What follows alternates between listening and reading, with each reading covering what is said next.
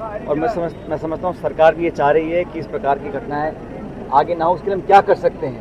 धाराएं लगानी हो, थाने खोलने हो, पुलिस को और चौकसबंद करना हो और सजा दिलाने का जो काम है। कई बार हम पकड़ लेते हैं, एफआईआर हो जाती है, केस मुकदमे दर्ज हो जाते हैं, लेकिन न्यायपालिका में कभी कभी समय बहुत लग जाता है और लोग इस मामले को भूल जाते हैं, फिर आरोपी छूट जाते हैं। लेकिन इस बार हम सब इसको देखेंगे कि चंद हफ्तों के अंदर चालान पेश होने के साथ साथ कार्रवाई हो।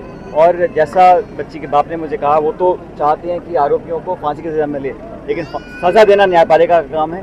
हम लोग अपनी तरफ से पूरी कसर कोई छोड़ेंगे नहीं और उम्मीद रखते हैं कि बहुत जल्द इस बच्ची को न्याय मिलेगा। नाबालिग पीड़िता की पहचान जो है वो सोशल मीडिया पे लगातार जो है वायरल की जा रही है। नहीं, वो मुझे लगता है कि ये इसमें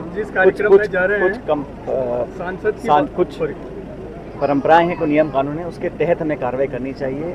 और जैसा मैंने कहा कि जो भी आसपास के क्षेत्र के लोग हैं, इसमें भाजपा, कांग्रेस, बसपा, लोकदल वो इशू नहीं है। इशू ये है कि ऐसी घटना होनी नहीं चाहिए, हो रही है तो आगे कहाँ हो। इसके लिए हम लोग क्या कर सकते हैं? इसके लिए सरकार, प्रशासन, पुलिस, जनप्रतिनिधि सबकी जिम्मेदारी बनती है कि आने वाले समय में ऐसी घटनाएं ना हो।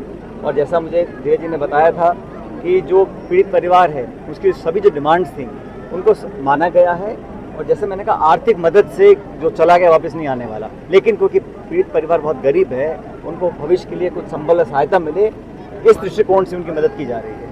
पायलट साहब, राहुल जी की जो संसद की बहाली के बाद कल सबसे बड़ा कार्यक्रम राजस्थान में हो रहा है, आप लोग वहाँ जा रहे हैं, मानगढ़ में क्या कहेंगे? सब आदिवासियों के बीच जा रहे हैं। राहुल गांधी जी को जिस प्रकार से ये कानून जो है मानहानि का, ये 150 साल पुराना है।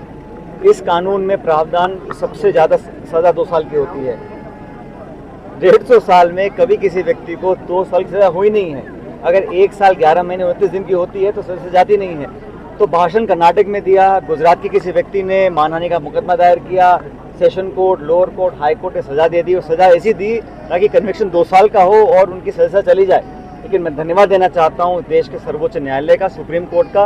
उन्होंने एक उदाहरण प्रस्तुत किया है कि लोकतंत्र जीवित है और इस प्रकार से षड्यंत्रपूर्ण तरीके से किसी नेता की आवाज़ को अब दबाना चाहो तो हम होने नहीं देंगे।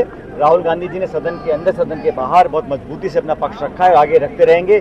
जो हमारा अलायंस है, इंडिया अलायंस, वो और मजबूत होकर उभरेगा। आपने देखा होगा कि राहुल जी का जब से ये निर्णय आया सुप्रीम कोर्ट में और आज वो सदन में गए हैं, एक नई ऊर्जा पार्टी के लोगों के अंदर आएगी और विपक्ष से तमाम जो ताकतें हैं वो और मजबूत होकर आगे वाली चुनौती का सामना करेंगे। पब्लिक फंक्शन है राहुल जी राजस्थान लगातार आते रहते हैं। सोनिया गांधी जी बार आई हैं। राजस्थान के लोगों से बहुत उनका लगाव रहा। मानगढ़ में एक बहुत विशाल कार्यक्रम कल होने जा रहा है। राहुल गांधी जी, आपने सही कहा कि सदस्यता बहाल होने के बाद पहला उनका पब्लिक प्रोग्राम है जिसके लिए वो राजस्थान आएंगे। उनका पूरे क्षेत्र, पूरे प्रदेश की जनता सहर्ष उनका स्वागत करेगी और कल की जो मीटिंग होने जा रही है वो ऐतिहासिक मीटिंग होने जा रही है। एक सर सीएम साहब कहते हैं मैं छोड़ना चाहता हूँ कुर्सी, मुझे नहीं छोड़ती।